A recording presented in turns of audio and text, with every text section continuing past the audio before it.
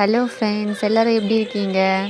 So இன்றைக்கி வந்து நான் பிரம்ம முகூர்த்த பூஜையில் வேல் பூஜை தான் செய்ய போகிறேன்.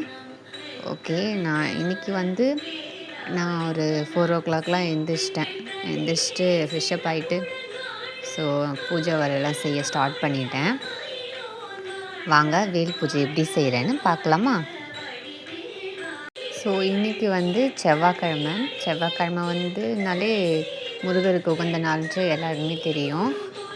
ஸோ அன்றைக்கி வந்து நம்ம வேல் பூஜை செய்கிறது வந்து ரொம்ப விசேஷமாக இருக்கும்.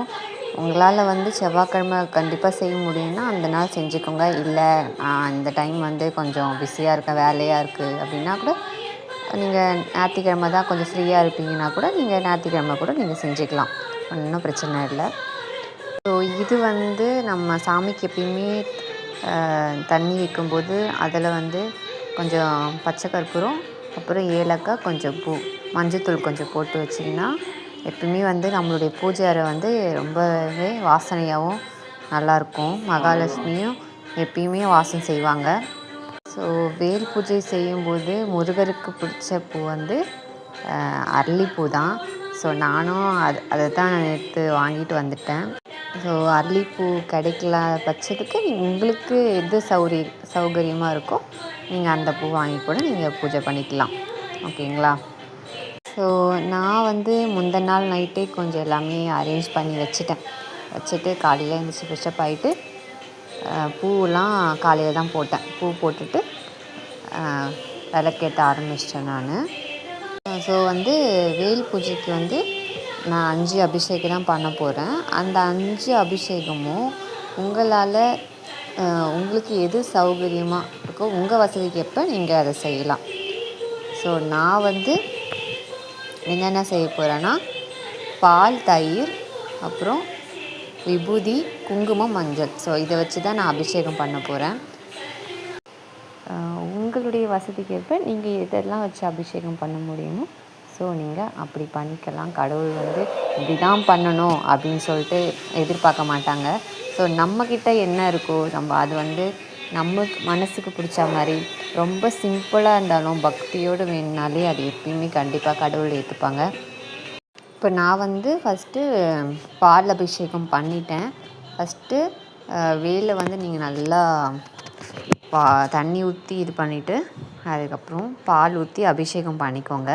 அபிஷேகம் பண்ணதுக்கப்புறம் மஞ்சள், குங்குமம் இட்டு தீபாராதனை காட்டணும். ஸோ ஒவ்வொரு அபிஷேகத்துக்கும் நம்ம இதே மாதிரி ப்ராப்பராக நம்ம செஞ்சுட்டே வர போகிறோம். ஓகேங்களா? ஃபஸ்ட்டு வந்து பால் அபிஷேகம் முடிஞ்சிருச்சு. நெக்ஸ்ட்டு மறுபடியும் வந்து நம்ம தண்ணியில் அபிஷேகம் பண்ணிவிட்டு அதுக்கப்புறம் நம்ம தயிரில் அபிஷேகம் பண்ண போகிறோம். ஓகேங்களா?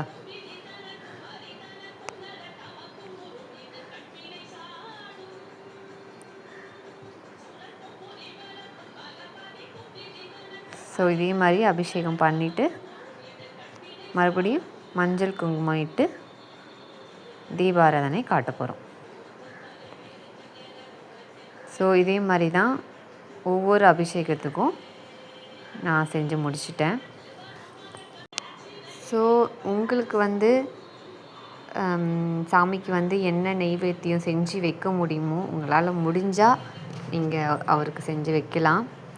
ஸோ நான் எதுவும் செய்யலை. நான் சிம்பிளாக வாழைப்பழம், வெத்தலை பாக்கு மட்டும் தான் வச்சுருக்கேன்.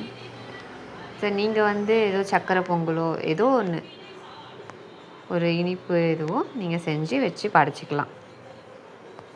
இப்போ பார்த்தீங்கன்னா இந்த வேல் பூஜைன்றது நான் இன்றைக்கி தான் ஃபஸ்ட் டைம் நான் செய்கிறேன். இது வரைக்கும் நான் செஞ்சது கிடையாது. ஸோ நம்ம வந்து வீட்டில் வேல் வாங்கி வச்சுட்டு அவங்களுக்கு வந்து நம்ம இந்த மாதிரி பூஜை பண்ணாமல் இருக்கவும் கூடாது.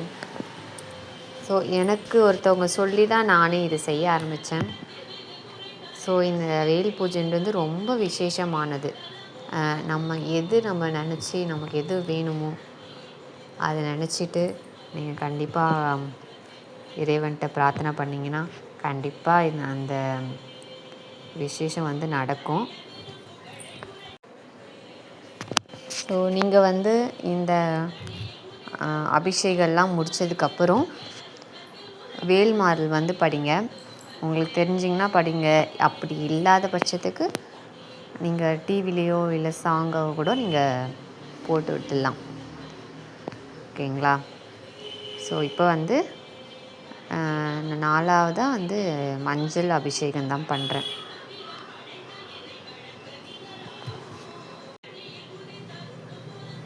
ஸோ அதே போல் மஞ்சள் குங்குமம் இட்டு நம்ம தீபாராதனை காட்டிக்கலாம்.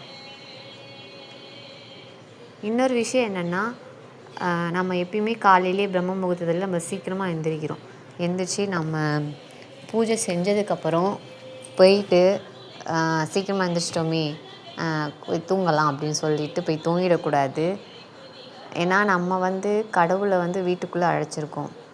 ஸோ அவங்கள உட்கார வச்சுட்டு நம்ம போயிட்டு தூங்க முடியாது இல்லைங்களா?